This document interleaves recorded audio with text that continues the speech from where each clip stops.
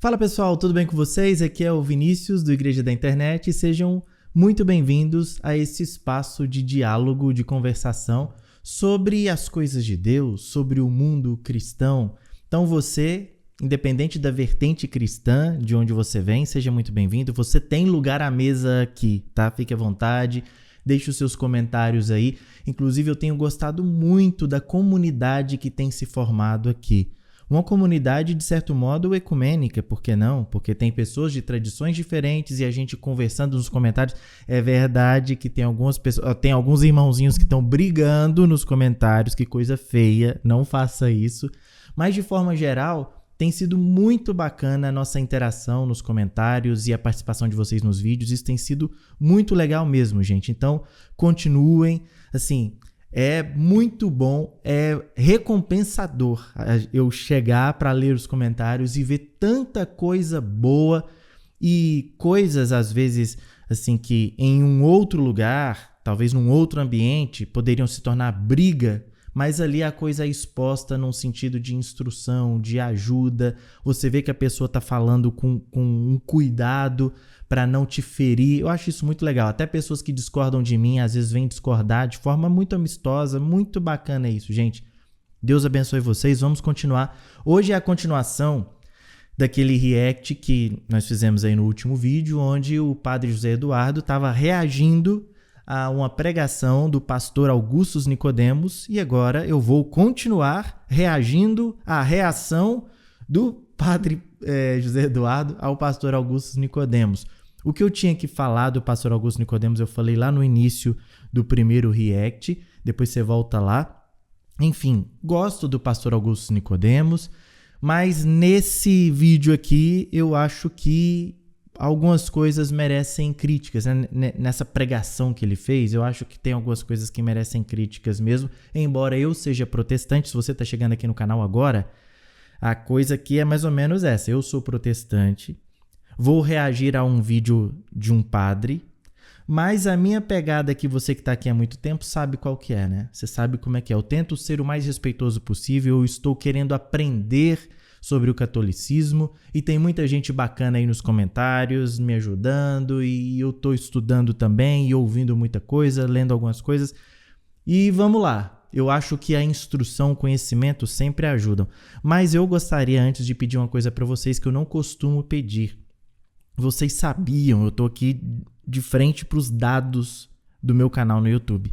Vocês sabiam que 87,7% dos espectadores desse canal não são inscritos? Ô, gente, me ajuda aí. Vocês sabem qual é a pegada aqui do canal. Vocês sabem que eu não vou falar nada para desrespeitar você. Vocês sabem que eu não quero atacar a sua fé. Pelo contrário, eu quero que esse canal seja um espaço de diálogo. Tem muitos ambientes na internet que se tornaram tóxicos, que se tornaram agressivos. São canais ditos cristãos, mas não se parecem, a postura às vezes não se parece muito com a postura de Jesus, né? Nem de um lado nem do outro. Estou falando de protestante, estou falando de católico ou de qualquer outra tradição. A pessoa está ali só para ofender, só para ferir, só para atacar. Não é a pegada desse canal. Eu tenho um olhar um pouco mais conciliador, né? Eu quero trazer muita coisa bacana, interessante aqui para vocês.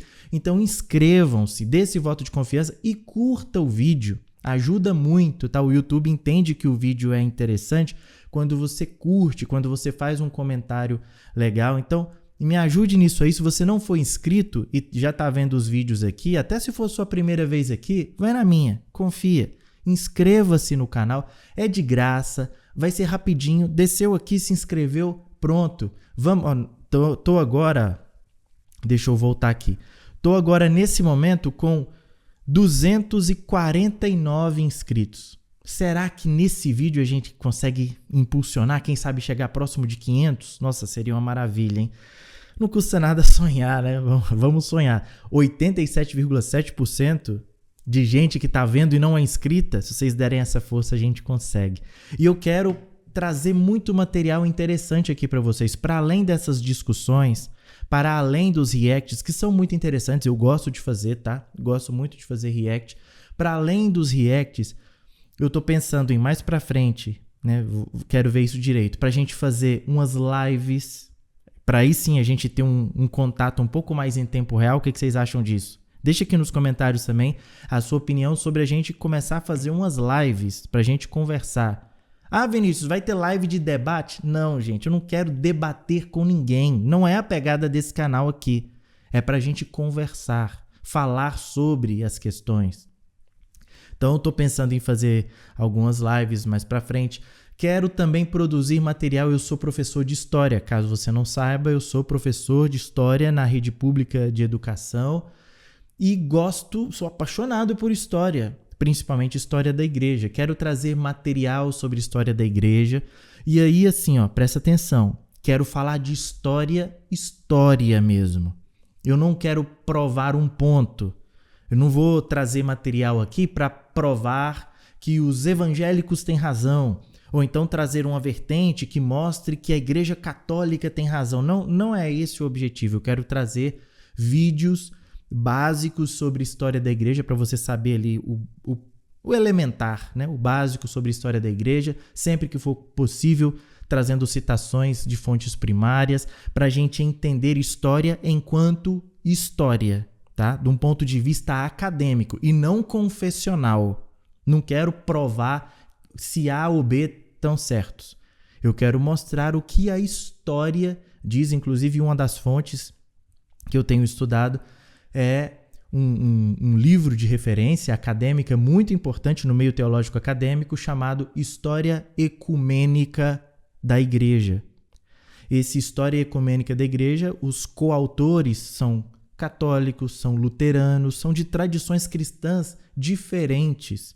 E eu acho muito interessante isso. Acho muito interessante pessoas que pensam diferentes, que vieram de lugares diferentes, escrevendo, falando de algo comum. Eu acho que isso pode ser feito, é o que eu estou tentando fazer aqui no canal.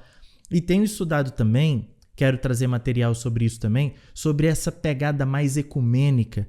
Tem um padre que eu conheci há pouco tempo, mas já passei a admirá-lo grandemente, que é o doutor Elias Wolff. Eu acho interessante que o padre Elias Wolff, ele é pós-doutorado em teologia na Escola Luterana de Teologia de Chicago. Então, olha só, um padre que fez o seu pós-doc numa escola luterana. Eu acho isso legal demais, gente. Eu acho esse diálogo, eu acho essa abertura a novas perspectivas, eu acho isso muito interessante, muito bacana. Então, eu estou muito interessado nesse tipo de postura, nesse tipo de, sempre que for possível, essa equalização. Acho isso muito legal. Então, se você gosta dessa pegada mais conciliar, fica aqui. Aqui é o seu lugar. Vamos conversar sobre cristianismo, sobre vida cristã, de forma madura. Outra coisa muito interessante que o Analytics do YouTube me mostra, né? O Analytics está ali justamente para mostrar esse tipo de coisa, é que o público aqui do canal, ele é composto por pessoas mais maduras. Composto por pessoas majoritariamente, claro que tem adolescentes, mas enfim, ele é composto majoritariamente por pessoas mais maduras. E isso é muito interessante, porque isso gera, né, pelo menos em mim, a expectativa de que as conversas, os conteúdos aqui vão ser comentados e debatidos por pessoas maduras. Não tem ninguém aqui brigando, não tem moleque aqui, né? É gente madura, a gente espera essa maturidade, é muito legal isso. Mas vamos pro vídeo, vocês clicaram aqui para ver a continuação do React, e vamos lá então. Agora, um segundo ponto que eu gostaria de esclarecer e de tratar aqui na minha palavra é a respeito da semelhança da igreja presbiteriana com o catolicismo. Porque as pessoas pensam que a igreja presbiteriana, sendo a mais parecida com o catolicismo, é o lugar natural, a migração seria natural, ou seja, os presbiterianos desiludidos procuram uma igreja e a mais próxima é a igreja católica. Lembrando que eu falei isso aqui, né, no primeiro vídeo, me parece que o Nicodemos aqui, ele está tendo uma postura um pouco infantil de tentar mostrar assim, não, nós presbiterianos não somos parecidos com a igreja católica, não é só presbiteriano que tem se convertido para o catolicismo, teve um pastor da Assembleia que se converteu também, teve um batista que se converteu também, sei lá, é uma coisa meio bobinha de se fazer, ao meu ver, né? E agora ele vai mostrar pelo que eu estou entendendo aqui, como a igreja presbiteriana é tão diferente assim do catolicismo, não é tão parecida assim. Ele vai tentar desvencilhar essas coisas, né? Catolicismo não tem nada a ver com presbiterianismo, as igrejas não se parecem tanto quanto se aparenta, né? Então, pressupõe-se que existem muitas semelhanças entre a igreja presbiteriana e o catolicismo romano. Na verdade, existe uma semelhança que é bem destacada, ou seja, que é uma coisa que as pessoas costumam falar, que é o fato de que os presbiterianos batizam seus filhos. Deixa eu acelerar um pouquinho aqui, porque senão o vídeo vai ficar muito grande. 1,25 tá bom. Batizam por aspersão os seus filhos. E essa é uma prática que está ligada ao presbiterianismo. Mas acontece que os presbiterianos não são os únicos que batizam seus filhos na infância, né, por aspersão. Existem outras denominações históricas que fazem a mesma coisa, como os episcopais, os anglicanos, com variação, os metodistas, os luteranos. Eles também praticam o pedobatismo, ou seja, o batismo dos seus filhos ainda bem crianças por aspersão. Tá vendo mais uma vez essa postura de não somos só nós que parecemos com a igreja católica, os anglicanos, os luteranos, alguns metodistas também se parecem. Eu acho meio bobeirinha isso, deixa parecer, né? O que tem se parecer com a igreja católica? Não tem problema, né? Não tem problema nisso. Mesmo assim, para o batismo presbiteriano de crianças e o batismo católico de crianças, existe um mundo de diferença. Porque para nós, quando batizamos os nossos filhos, nós estamos querendo dizer que eles agora fazem parte daquela igreja local. Eles se tornam membros daquela igreja local. Nós não acreditamos que o batismo tira pecados ou confere graça em si ao coração daquela criança, de forma que ela está salva se ela morrer, ou que futuramente, com certeza, ela vai se tornar uma cristã verdadeira. Enquanto que no catolicismo romano, o batismo, sendo um sacramento pelo qual a graça de Deus é entregue, crê-se que tira-se pecado das crianças, o pecado original, e confere a salvação, o selo da redenção na criança. Ou seja, é uma diferença absurda no significado do batismo de crianças na Igreja Católica e o batismo das crianças nas igrejas presbiterianas. Agora, aqui ele toca um ponto interessante. Ele aqui responde à eventual acusação de algumas pessoas que dizem que os conversos ao catolicismo, oriundos do presbiterianismo, o fazem pela semelhança com a Igreja Católica. E ele, nessa resposta, tenta se desprender dessa semelhança. Ele começa pelo batismo. Ele diz, nós presbiterianos batizamos crianças. Então dizem que esse ponto, por exemplo, é crucial. E aqui ele faz uma diferença teológica que corresponde à realidade.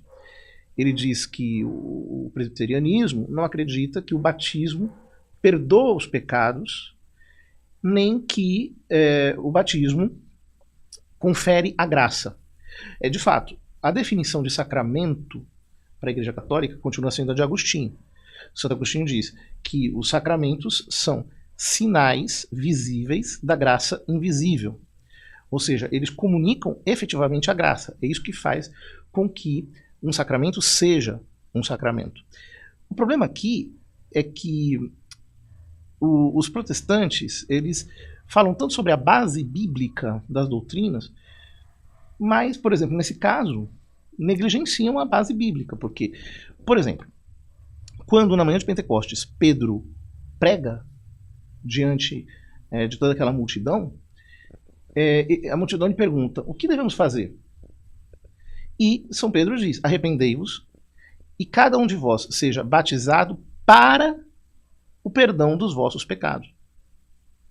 Ou seja, São Pedro está mostrando àquelas pessoas que efetivamente o batismo é para o perdão dos pecados. Mas aqui, uma dúvida agora para os católicos e pedobatistas de forma geral, né? Que aí incluem presbiterianos, luteranos e tal. Eu já fui presbiteriano. E, enfim, mais ou menos eu sei o que os presbiterianos dizem, mas eu quero saber de vocês, católicos. O padre citou essa passagem de Pedro quando ele está dizendo à multidão: arrependam-se e sejam batizados para a remissão de pecados. Logo, o batismo tem relação com a remissão de pecados, mas não apenas o batismo. O arrependimento tem relação com a remissão de pecados, total relação com o perdão dos pecados, né? Então, como é que fica essa associação arrependimento, batismo, perdão de pecados para os infantes, já que as crianças não podem se arrepender? Se o arrependimento pressupõe, né, um ato de volição, de vontade, de consciência, eu tenho consciência de algo ruim que eu fiz e voluntariamente, né, eu chego a essa conclusão, a minha consciência me leva a me arrepender do pecado que cometi. Então eu me arrependo e sou batizado. O batismo como o sinal visível do arrependimento que eu professo ter. Como isso se dá com crianças? Se a criança ela não tem a consciência do que está sendo feito com ela e ela não tem consciência, nem sabe que pecou, por isso ela não tem condições de se arrepender, porque nessa associação de arrependam-se e creiam, arrependam-se e sejam batizados para perdão dos pecados, para o cancelamento dos pecados. Então, como que fica isso dentro da lógica católica, né? Uma pergunta honesta que eu faço a vocês. Eu sou de uma tradição, apesar de ter sido presbiteriano, mas sempre me pareceu mais, como que eu posso dizer, mais embasado teologicamente, que o batismo ele vem após a manifestação da crença. Então a pessoa se arrepende, demonstrando que houve uma obra regeneradora do Espírito Santo na vida dela, ela se arrepende e então, com base no seu arrependimento, ela é batizada. Então, o batismo sempre vem após a manifestação do arrependimento, como isso se daria em crianças. É uma pergunta interessante, né? E sobre a relação entre batismo e salvação, é Nosso Senhor mesmo que diz: quem não nascer da água e do Espírito não entrará ao reino dos céus. Isso é bíblico, profundamente bíblico. Sim, isso aqui é interessante, né? Sobre a conexão do batismo com a salvação. Ele cita Jesus dizendo: quem não nascer da água e do Espírito não pode entrar no reino dos céus. Mas é interessante a gente se lembrar que Jesus diz isso, João capítulo 3, Jesus diz isso a Nicodemos. Interessante que o react aqui hoje é o do pastor Nicodemos, mas enfim, Jesus disse isso aqui para outro Nicodemos, um mestre da lei em Israel. E Jesus diz que se ele não nascer da água e do Espírito, ele não pode entrar no reino de Deus. Mas quando Jesus diz isso a Nicodemos, Jesus não está estabelecendo uma igreja como nós temos hoje. A ideia de igreja, quando Jesus estava dizendo isso a Nicodemos, ela não estava amadurecida. Jesus não está dizendo isso aqui como se Jesus estivesse presidindo um concílio de uma igreja institucional. Jesus está dizendo isso aqui para um homem que ele precisa nascer da água e do Espírito. Essa água não precisa significar necessariamente batismo. Porque, mais uma vez, Jesus não está falando aqui dentro de um contexto de organização de igreja. Jesus não está falando aqui dentro de um contexto de estabelecimento de doutrinas. Jesus está dizendo a um homem, a um religioso que está diante dele, a um homem que já se sentia pronto, preparado para entrar no reino dos céus, com base na sua religiosidade. E Jesus está dizendo: Nicodemos, tudo o que você sabe, tudo o que você aprendeu até hoje, tudo isso não terá proveito algum se você não nascer da água e do Espírito. Aí os teólogos vão divergir sobre o significado disso. Alguns vão mesmo achar que Jesus está fazendo uma referência à água do batismo, mas muitos outros vão achar que Jesus está falando num sentido de purificação. Se você não passar por uma lavagem, por uma regeneração provocada pelo próprio Espírito Santo, você não pode entrar no reino de Deus. E isso se referir a algo interno que acontece dentro da pessoa, e não sobre uma questão externa como o batismo. Outros vão entender que Jesus pode estar falando até mesmo da própria palavra de Deus. Quando o apóstolo Pedro, está ali no lava-pés e Jesus vai lavar os pés dos discípulos e Pedro fala, Jesus, não, eu não posso permitir que o Senhor lave os meus pés. Que coisa é essa? O Senhor lavar os meus pés? Eu não sou digno disso, né? E Jesus disse, vocês são limpos. Aí Jesus disse para Pedro, se eu não lavar os seus pés, você não tem parte comigo. Então Pedro fala, então não lava só o meu pé, me lava por inteiro, lava até a cabeça. E Jesus diz para ele, vocês já estão limpos pela palavra que lhes tenho dito. Então, há uma associação entre a palavra de Jesus, a palavra de Deus, e algo que purifica, que limpa. Então, quando Jesus diz a Nicodemos, você só vai entrar no reino de Deus se você nascer da água e do Espírito, ele pode estar fazendo uma referência à própria palavra de Deus.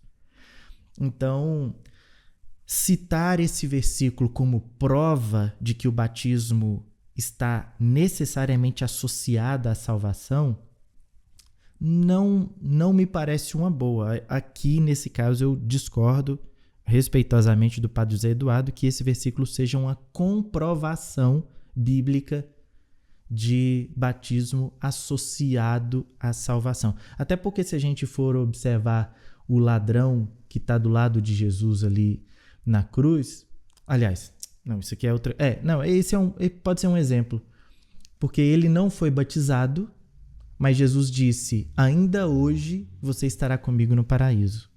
Aquele ladrão não foi batizado, não com a água, né, do batismo. Então, não me parece ser essa a relação estabelecida por Jesus em João 3. Além do que Jesus também diz em Marcos, né? Apesar de ser num trecho que foi acrescentado, hoje já se sabe que esse pedaço de Marcos ele é um acréscimo posterior ao texto original, mas Jesus diz ali em Marcos 16:15, quem crer e for batizado será salvo, quem porém não crer será condenado. A condenação é para aquele que não crer e não para o que não foi batizado. Então Jesus está dizendo, quem crer e for batizado será salvo, ok? Aí ele poderia dizer, quem não crer e quem não for batizado será condenado, que aí mostraria clara e evidentemente a relação entre batismo e salvação. Mas Jesus diz, não, quem vai ser condenado é aquele que não crer.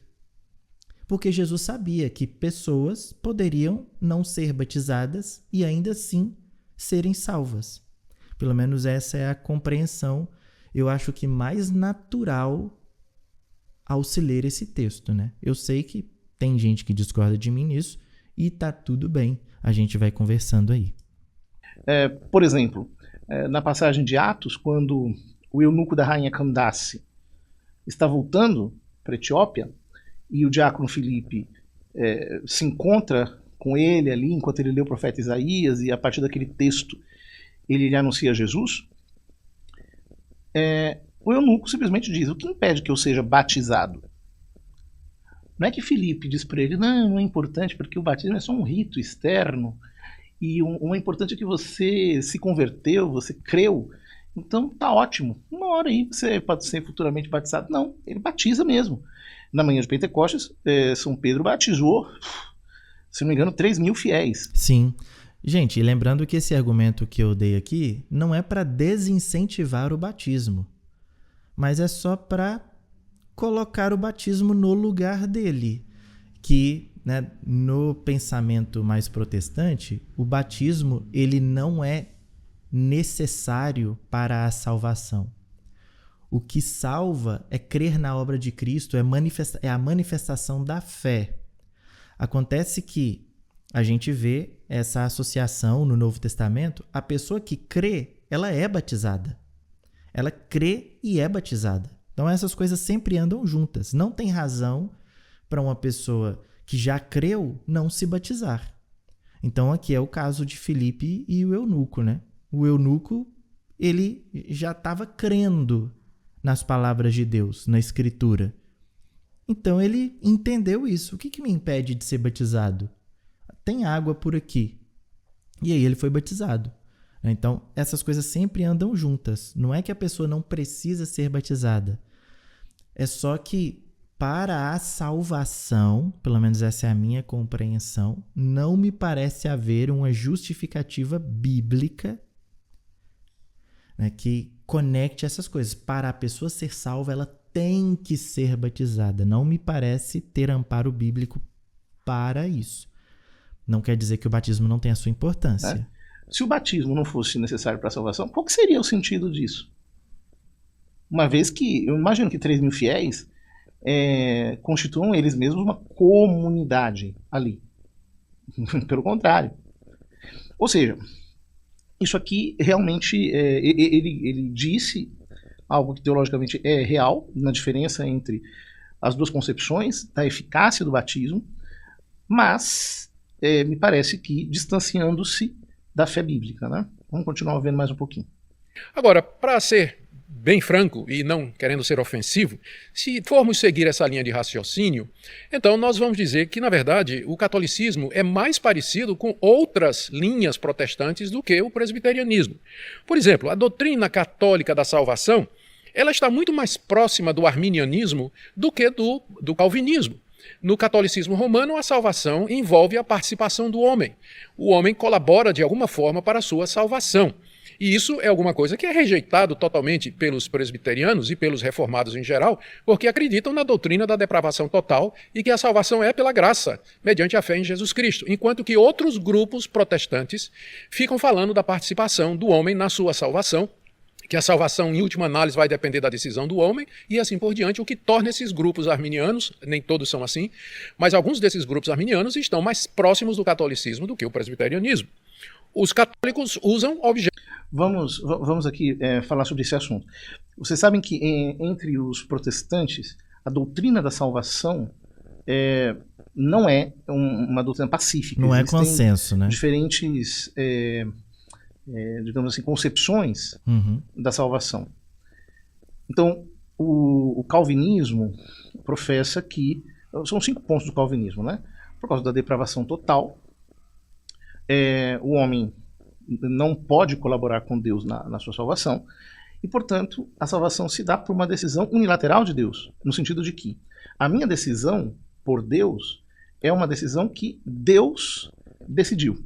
E, portanto... Basicamente é o seguinte, gente, o pensamento calvinista, a doutrina da depravação total é a base, porque diz o seguinte: o homem, o ser humano, ele foi totalmente corrompido pelo pecado. Não quer dizer que o homem seja depravado e faça o tempo todo, tenha atitudes depravadas. Não é isso que significa a depravação total.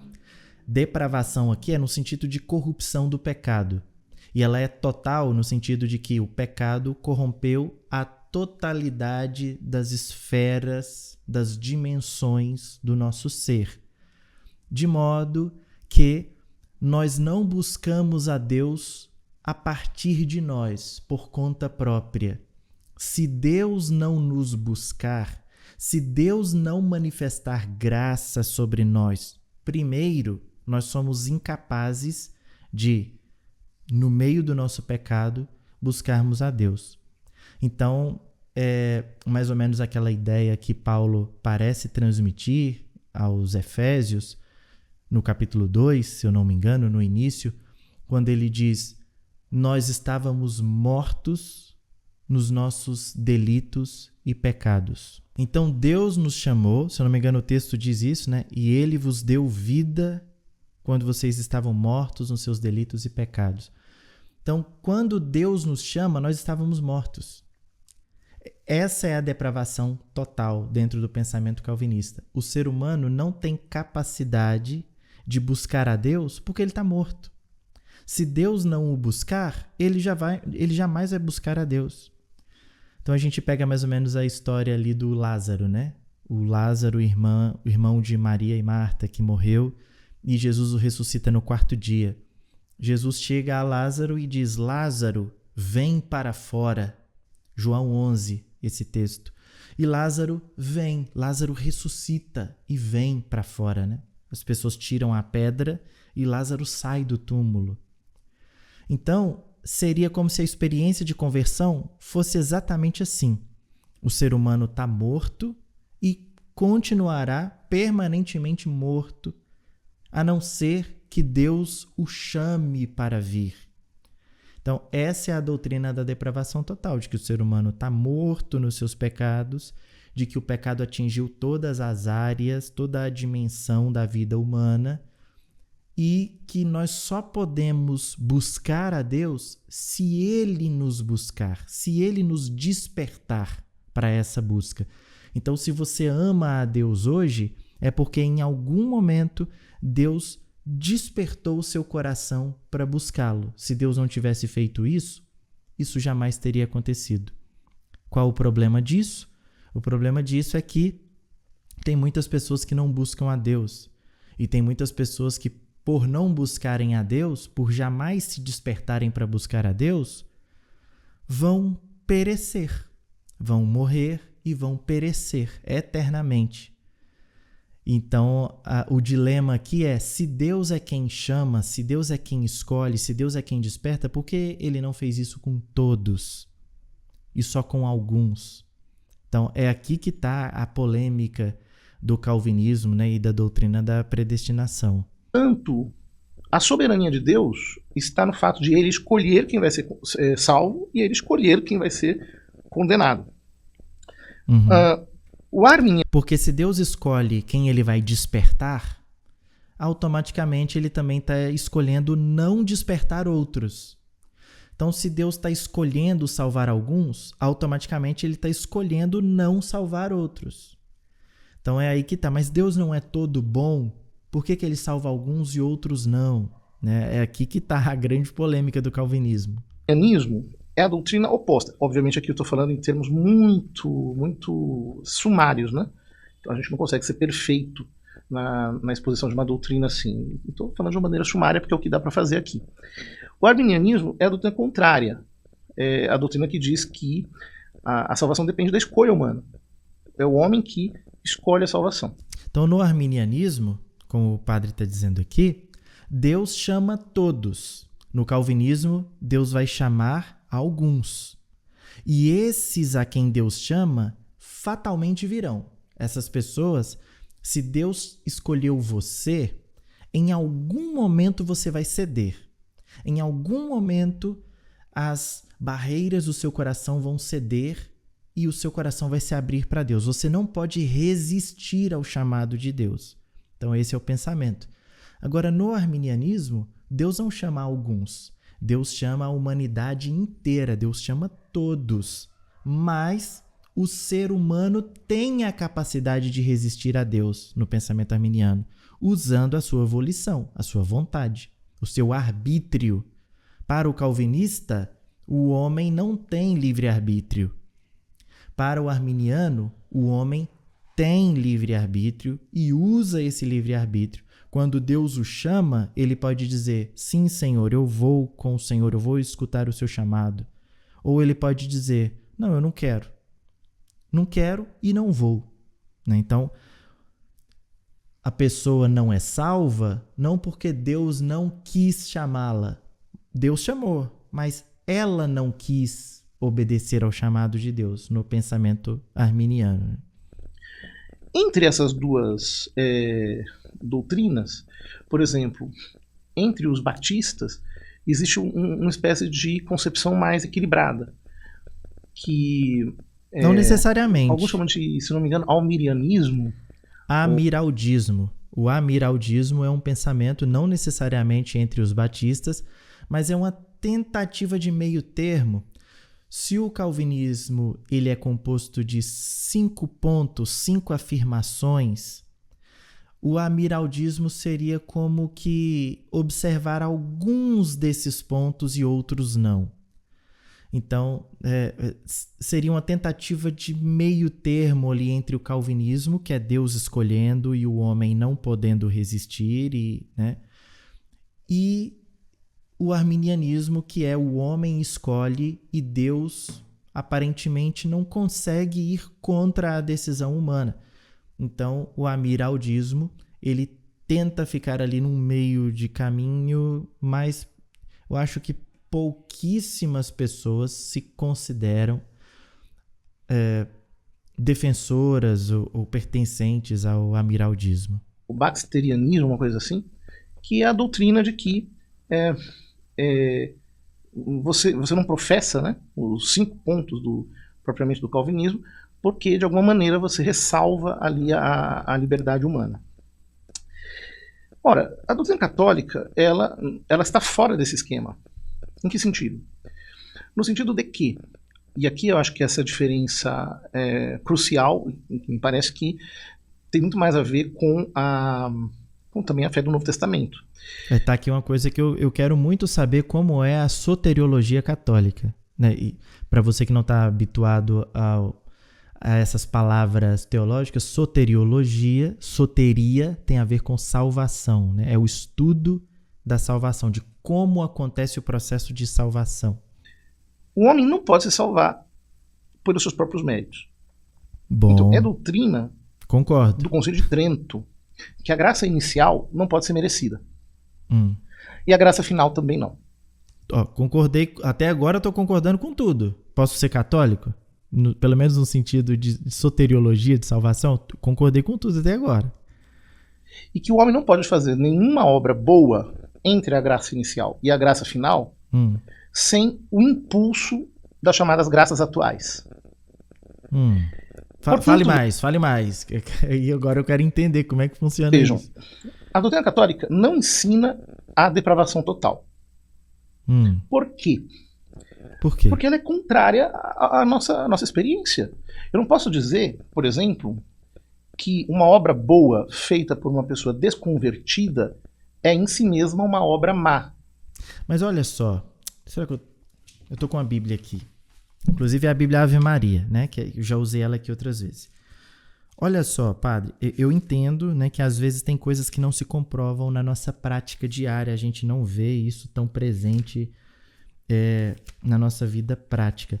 Mas a depravação total, ela é uma das coisas talvez mais fáceis de se comprovar biblicamente e na nossa vida, que é quando nós olhamos para a nossa incapacidade de escolha natural por aquilo que é bom, porque geralmente o que nos move até mesmo a fazer coisas boas são sentimentos egoístas. Às vezes até para fazer aquilo que é bom, o que nos move a fazer aquilo que é bom é um sentimento de autopreservação ou de autopromoção. Às vezes a gente escolhe fazer algo bom não exclusivamente pelo benefício da outra pessoa, mas porque nós seremos vistos fazendo algo bom, entende? Como isso é complicado. E aí o apóstolo Paulo, né? São Paulo diz isso aos Romanos, o capítulo 3, o versículo 10. Veja o que ele diz. Não há nenhum justo, não há sequer um. Continua o versículo 11. Não há um só que tenha inteligência, um só que busque a Deus. Extraviaram-se todos e todos se perverteram. Não há quem faça o bem, não há um sequer. Então veja que o apóstolo Paulo está traçando um quadro da humanidade aqui muito pessimista. Ele está dizendo, não há um só justo, não há um sequer, não há ninguém que entenda, não há ninguém inteligente o suficiente, não há um que busque a Deus.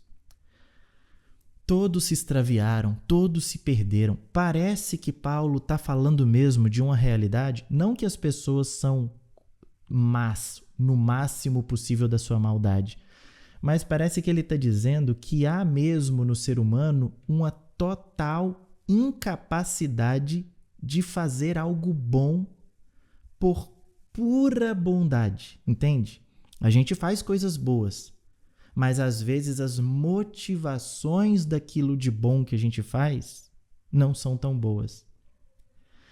Enfim, fato é que isso aqui também justifica o que a doutrina católica defendida no Concílio de Trento sustentou, que é o ser humano não pode fazer nada que seja bom o suficiente para agradar a Deus. Nós sempre estamos em débito Nós sempre estamos aquém da justiça de Deus, né? A gente sempre precisa da graça de Deus.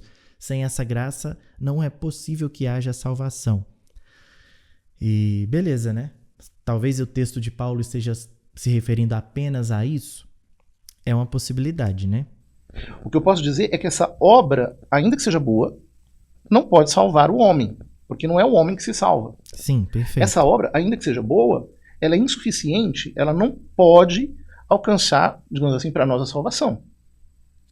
Porém, a graça que me leva à salvação, a graça que me leva à conversão, ela não me leva a despeito da minha liberdade. O concílio de Latrão, se não me engano, o quarto concílio de Latrão, diz que quando Deus vai suscitar a fé no homem, ele, antes disso, ele confere o que o concílio chama de pium affectum credibilitatis, um piedoso afeto de credibilidade, pelo qual Deus vai como que seduzindo a pessoa de uma maneira muito, muito cortês. Mas no calvinismo também é esse o pensamento, tá? Não é assim que Deus vai invadir o coração da pessoa e entrar sem a pessoa permitir. Não. O pensamento é que Deus, quando chama alguém, Deus vai seduzindo essa pessoa de modo que esse amor se torna, como que eu poderia dizer? Irresistível, né? Essa é a palavra que eles mais gostam. Esse amor se torna irresistível. Então Deus me chama de um jeito tão carinhoso, tão amoroso, tão sedutor, tão gracioso, que eu não consigo resistir ao amor de Deus. Então eu me entrego. Mas não é que Deus, né, vem aqui e arromba a porta do meu coração e entra sem eu querer. Não, é que Deus, quando Ele chama, esse chamado é eficaz, a ponto de eu não conseguir resistir ao chamado de Deus. Porém, Ele não força. Nós não podemos dizer que Deus força alguém. E que a graça seja irresistível a tal ponto que anule a liberdade humana. Porque isso não corresponde à nossa experiência real.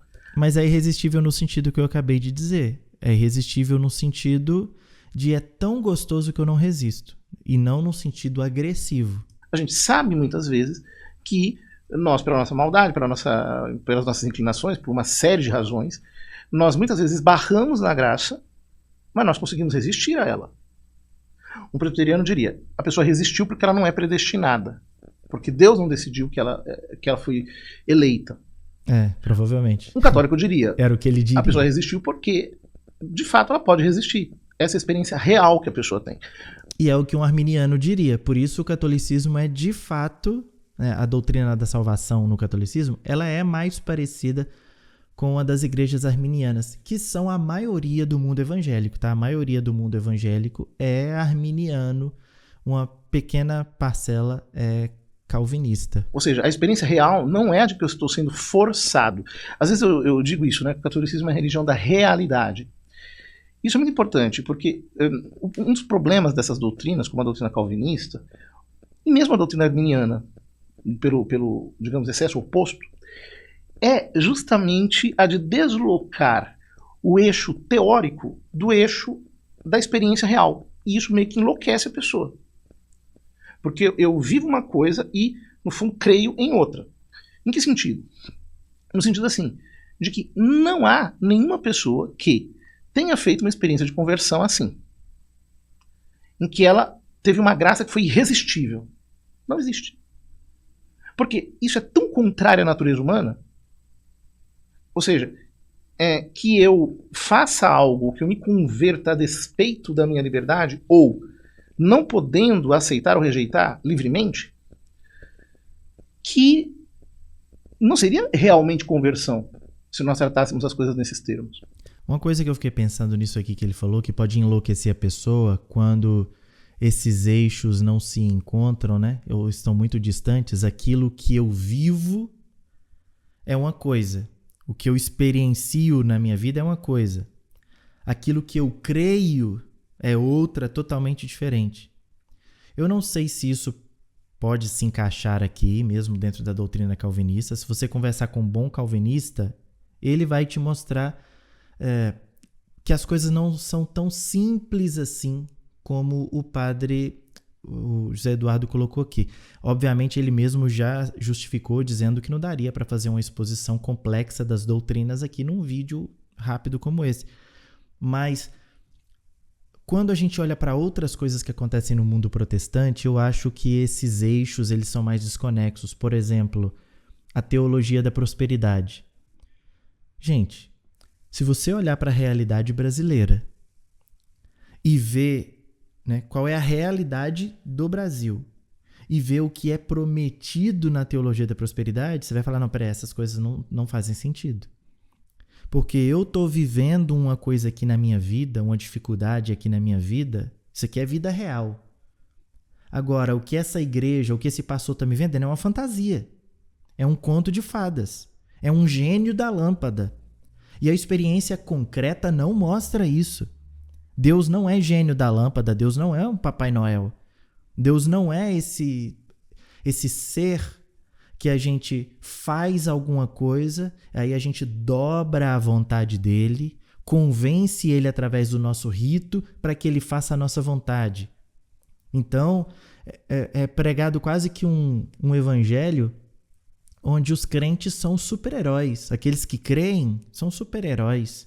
Não adoecem, estão sempre ricos, não fracassam, nada de ruim acontece. Se acontecer é porque está em pecado, alguma coisa errada fez, porque se você tem Deus na sua vida, nenhuma seta do inimigo pode te alcançar, as coisas ruins não podem alcançar a sua família. Isso não encontra respaldo na realidade. A vida é complexa, nós passamos por desafios, nós enfrentamos doença, parentes próximos, pessoas que nós queremos muito, pessoas amadas sofrem, morrem. Nós oramos pedindo a Deus cura por pessoas que não são curadas. Nós passamos por dificuldades financeiras, clamamos a Deus e as coisas nem sempre acontecem da forma como nós queríamos. Nós estamos às vezes bem numa situação e acabamos ficando desempregados. Gente, a vida real não é esse conto de fadas como algumas igrejas parecem fazer as pessoas acreditarem. Não é. E não é incomum você ver pessoas ficando um pouco esquizofrênicas com isso, porque aí sim, esses eixos da realidade com a crença, eles são completamente desconexos. A pessoa vive uma coisa no dia a dia, mas ela crê que é outra coisa que acontece. E a gente vê isso também na política, tá? A política, o que tem de gente apaixonada na política, que olha para a realidade e não consegue enxergar a realidade e enxerga um mundo de fantasias, mas não é esse o objetivo do vídeo aqui. Só estou dizendo que tem determinadas coisas que a cegueira e a paixão não nos ajudam a enxergar o que está acontecendo. Eu sei que os calvinistas têm saídas para isso, dizem que é um mistério, que a gente responde sim livremente, que essa liberdade não é uma liberdade fingida, mas, ao mesmo tempo, no seu sistema de pensamento, o papel da liberdade é de tal modo reduzido que ela se torna praticamente fictícia. E nós não vivemos isso. Então, a questão aqui, de fato, o pastor Nicodemos diz que a doutrina calvinista ela é muito mais distante da Igreja Católica do que, por exemplo, a doutrina arminiana. Ele tem razão quando ele diz isso. Embora isso não signifique que nós sejamos arminianos. A doutrina católica crê tanto na predestinação quanto na escolha livre do homem, só que em níveis diferentes, em planos diferentes. As coisas não se dissociam. Elas têm apenas um modo de se conjugar que não corresponde a esse que o calvinismo vê. E, nesse sentido, o calvinismo realmente ele é muito mais oposto à doutrina católica, ele exacerba essa diferença com a doutrina católica, especialmente na doutrina da salvação. Vamos continuar mais um pouquinho. Os católicos usam objetos ungidos. Eles têm as suas relíquias, eles têm a água benta, eles usam o óleo da extrema-unção, que é a mesma prática feita por igrejas neopentecostais, aproximando os católicos muito mais dos neopentecostais do que os presbiterianos, que não ungem com óleo, não têm água benta, não têm objetos ungidos. Os católicos têm bispos, os presbiterianos têm presbiterianos. Aqui ele fala sobre que os católicos usam objetos ungidos. Né? Eu não aceitava, viu? Se você é católico, ser comparado a neopentecostal, isso aí eu não aceitava. e os presbiterianos, por exemplo, não ungem com óleo. Bom, ungir com óleo é um preceito bíblico, né? Não só Jesus mandou os discípulos ungirem com óleo, como está expresso na Epístola de Santiago. Se algum de vós está enfermo, chama os presbíteros da igreja para que orem sobre ele, ungindo com óleo em nome do Senhor. Então, isso é assim. Comparar os católicos com Edir Macedo, eu não aceitava. Comparar, você que é católico, ser comparado a Valdemiro Santiago, eu não aceitava. É interessante porque nessa digamos assim, defesa que o pastor Nicodemos faz contra, digamos assim, a doutrina católica, ele utiliza esse argumento de que nós católicos utilizamos coisas, objetos, bentos, né, abençoados. Uhum. E em outras ocasiões eu já vi ele falando isso, né, que um dos pilares da doutrina católica é a crença de que os objetos materiais comunicam a graça. E essa afirmação, ela é bastante, assim, desinformativa, para dizer com palavras gentis, né? O que eu quero dizer com isso? A igreja não ensina que os objetos comunicam a graça. O que a igreja diz é o seguinte: você tem os sacramentos são materiais, eles têm matéria. Certo. Então, tem a água do batismo, tem o óleo da crisma, tem o pão e o vinho para a Eucaristia, tem a contrição do penitente manifesta na confissão, tem o óleo da unção dos enfermos, tem os noivos no sacramento do matrimônio, os corpos dos noivos, que são a matéria do sacramento do matrimônio, e no caso da ordem, você tem a imposição das mãos do bispo sobre um varão batizado e confirmado. Isso tudo é matéria do sacramento da ordem. Porém, os sacramentos, eles não comunicam a graça simplesmente pela matéria. Você necessita da forma. Uhum. E todo mundo que estudou um pouco de metafísica sabe que a forma é o elemento organizador e determinador da matéria. E o que é a forma? A forma é a oração da igreja. Então, o fato de que o sacramento... Então é a oração que tem poder e não o sacramento em si, se eu tiver entendido corretamente. Eles tenham matéria, não significa que a matéria por si mesma comunica a graça. O que comunica a graça é a oração da igreja que, seguindo o Evangelho, seguindo o Novo Testamento, utiliza esses sinais visíveis instituídos por Cristo para a comunicação da graça de maneira eficaz. Mas os sinais instituídos por Cristo, de todos os sacramentos aqui, né, os mais evidentes parecem ser o batismo e a Eucaristia. Os outros, eu não sei se são tão evidentes assim não, mas né, a minha percepção. De maneira, por assim dizer, realmente, digamos, realmente efetiva, né? Agora, além dos sacramentos, existem os chamados sacramentais, que têm uma dinâmica diferente. Porque os sacramentais, eles operam, segundo a doutrina católica, de acordo com a fé do fiel. Né? Então, por exemplo, o que é a água benta? A água benta é uma água que o sacerdote abençoa para que ela seja um sinal de algo. Então, por exemplo, no batismo, nós somos regenerados. Então, a água benta, de certo modo, é uma recordação do batismo. Ela comporta um desejo de pureza, um desejo de santidade. Então, a igreja abençoa a água para ser uma espécie de instrumento para que eu me recorde do batismo, sabendo que, se eu usá-la com fé, ela efetivamente vai me ajudar a receber aquela graça que eu estou procurando de alguma maneira atualizar em minha alma. O mesmo vale para todos os outros elementos que nós abençoamos. Ou seja, não são aquelas coisas em si que comunicam a graça. No caso dos sacramentais, inclusive, elas não comunicam a graça por si, mas apenas pela fé de quem usa. Mas vocês aqui, minha audiência católica, me ajudem, por favor. Porque o padre Zé Eduardo não vai ver esse vídeo para me responder.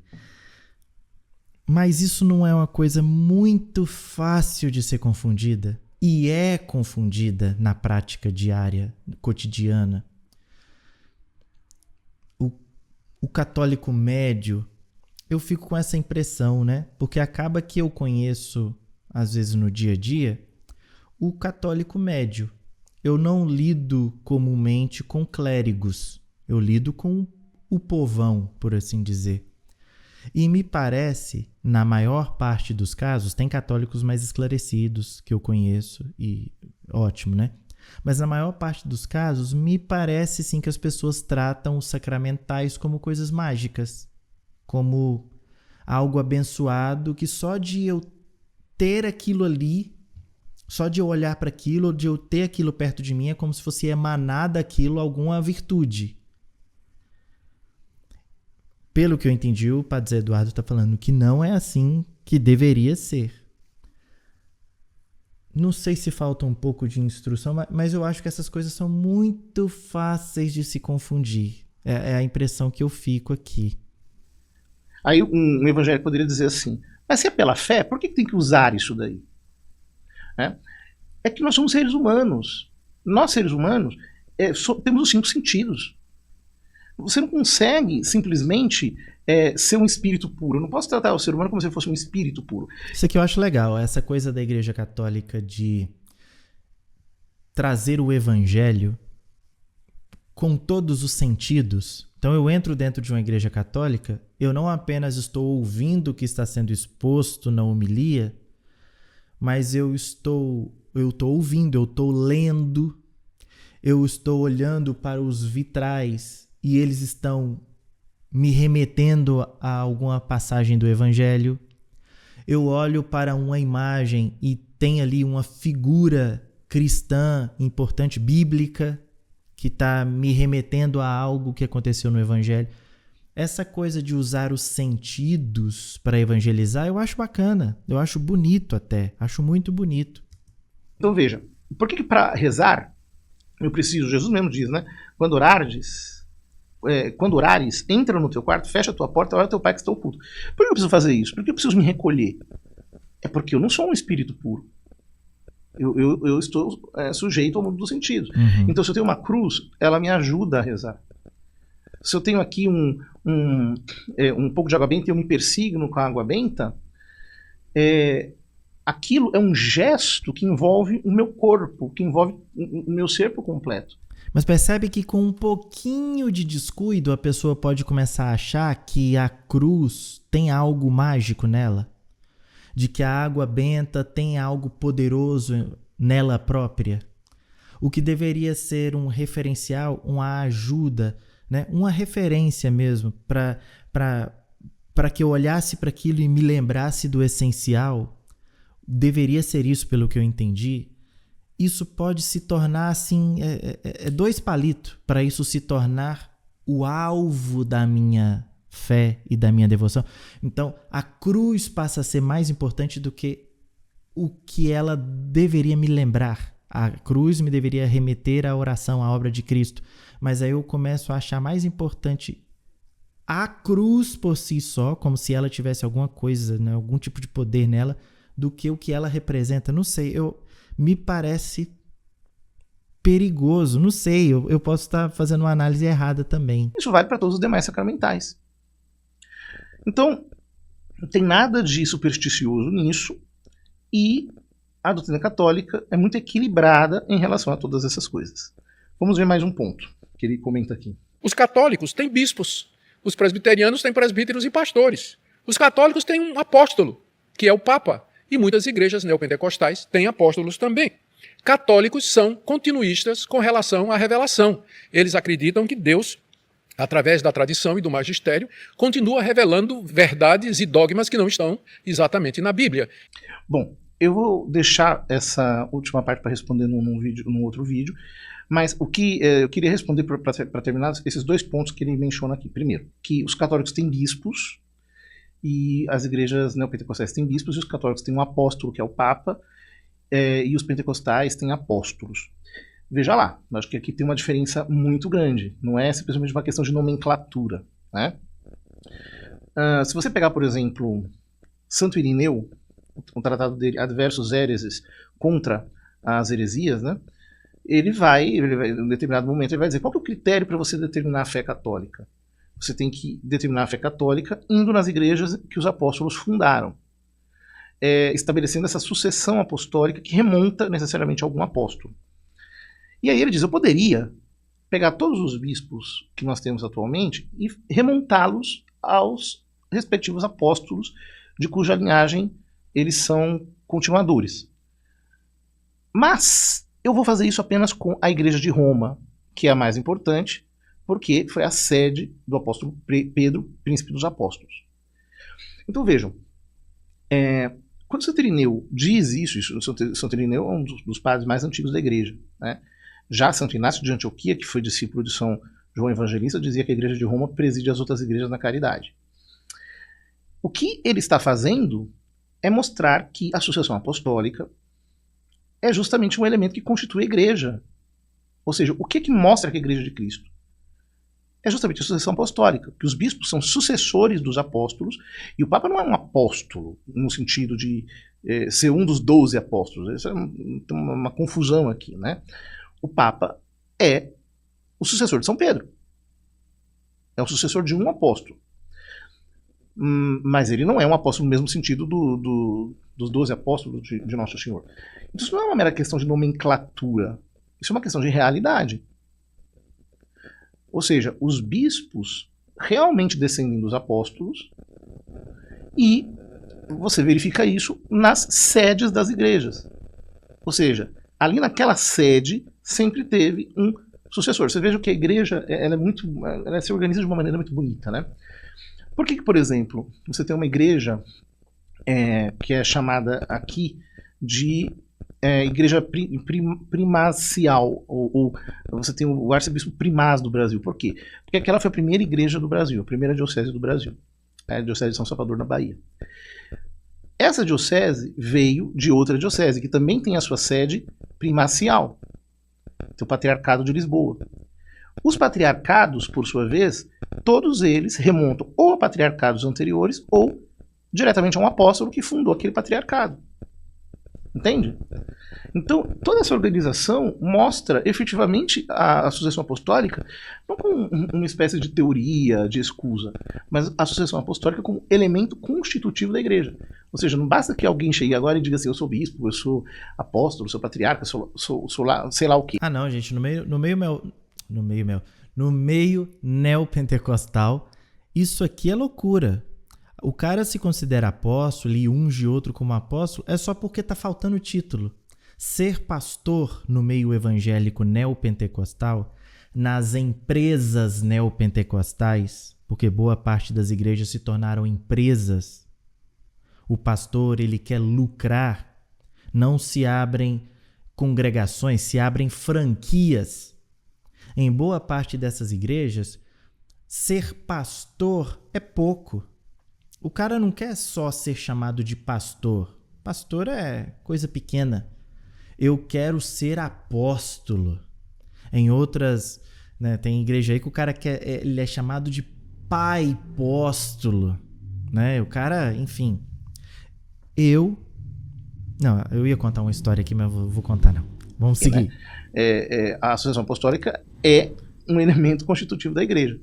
E essa sucessão, repito, não é uma mera sucessão de ordenações episcopais. Você verifica essa sucessão nas igrejas em que você tem, digamos assim, a linhagem apostólica estabelecida. Você pode discordar o quanto for da Igreja Católica, você pode discordar sei lá, enfim, do excesso da estrutura, da carga pesada estrutural, hierárquica. Você pode ter críticas relacionadas a isso, olhar para o cristianismo primitivo e não enxergar toda essa estrutura, pelo menos ali no cristianismo incipiente, né? Nos primeiros apóstolos de Jesus, aparentemente não havia toda essa carga hierárquica estruturada, aparentemente não. As coisas eram mais simples, as reuniões eram em casas, não haviam templos, igrejas. Você pode ter críticas, né? Pode ter crítica a qualquer coisa, mas não dá para falar que é baderna. Na Igreja Católica essas coisas são muito sérias. E existe sim essa história. Você pode ir voltando, você pode ir rastreando, que você vai chegar numa origem. Agora, no meio neopentecostal, é maluquice, é loucura. E é ego em cima de ego. É o cara arrumando títulos apenas para mostrar que ele é superior, que ele manda em outros, que ele está acima de outros, sem nenhum tipo de embasamento histórico ou eclesiológico, não. É do nada o cara vira um apóstolo, assim, sem muito critério, não tem, sabe? Não tem muito o que dizer de onde tirar. Tirou da sua consciência falha. O titular daquela igreja, que foi ordenado legitimamente, em união com a Santa Sé, esse ordinário, ele efetivamente é o sucessor de um apóstolo que ou passou por ali, ou fundou aquela igreja, ou que remonta a uma igreja patriarcal precedente. Isso aqui para nós é muito importante e é o que distingue a Igreja Católica de todas as outras hierarquias alternativas. Vamos parar por aqui, depois eu continuo num outro vídeo.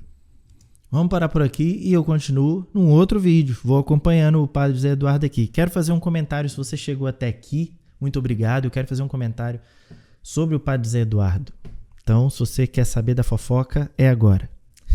Tô brincando, não tem fofoca não. Eu só quero dizer que eu gostei do Padre José Eduardo. As participações que eu vi dele no podcast, eu achei ele muito didático.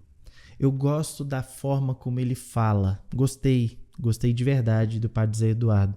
E vou confessar uma outra coisa aqui agora. Vou falar do Padre Paulo Ricardo. Se você gosta, se você é do fã-clube Padre Paulo Ricardo, é melhor você sair do vídeo. Tô brincando, não é que eu vá falar mal dele, mas me recomendaram um vídeo do Padre Paulo Ricardo sobre Maria ser onipresente, onisciente, né? Como que Maria responde todas as orações, como ela pode ouvir, ela pode conhecer as preces, as orações, se ela não é onisciente, se esse é um atributo que pertence apenas a Deus, como é que Maria pode estar em vários lugares ao mesmo tempo ou ouvir todas as orações ao mesmo tempo e tal. E eu fui ver um vídeo do Padre Paulo Ricardo que me havia sido recomendado. E eu fui com expectativa, porque me disseram que o Padre Paulo Ricardo era muito bom nisso. E eu confesso que eu saí meio frustrado. Foram 8 ou 10 minutos de vídeo. Talvez ele tenha outros vídeos, né, que expliquem melhor. Mas eu saí bem frustrado desse vídeo do Padre Paulo Ricardo, porque a resposta dele foi basicamente porque sim. Como Maria ouve todas as orações ao mesmo tempo se ela não é onisciente? A resposta dele foi basicamente porque Deus quis que ela fosse assim. Né? Ele falou algumas coisas assim, mas resumidamente foi isso. Maria é assim porque Deus quer que ela seja assim. E eu que sou protestante, estou muito acostumado com assim, o referencial teórico, né? Assim, onde está isso na Bíblia? Ou de onde você tirou isso? Quando foi que Deus deu esse poder a Maria? Eu queria uma explicação melhor, entende? Eu esperava uma explicação melhor. Eu sou professor de história, eu queria pelo menos uma explicação histórica, então, já que não há uma explicação bíblica, porque realmente não há. Então, onde na história, né? Olha, veja aqui esses documentos. A partir desse momento, Maria e tal. A resposta foi meio porque sim, porque Deus quis. Fiquei um pouco frustrado com o Padre Paulo Ricardo, mas eu vi esse vídeo dele, não vi outros.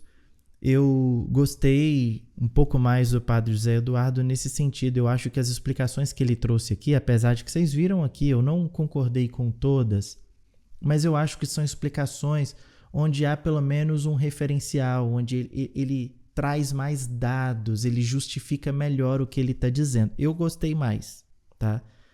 Então, se é para ter um padre preferido, por enquanto o meu é o Zé Eduardo. Vamos seguindo, vamos reagindo a outras coisas, quem sabe eu goste de alguns outros por aí, né?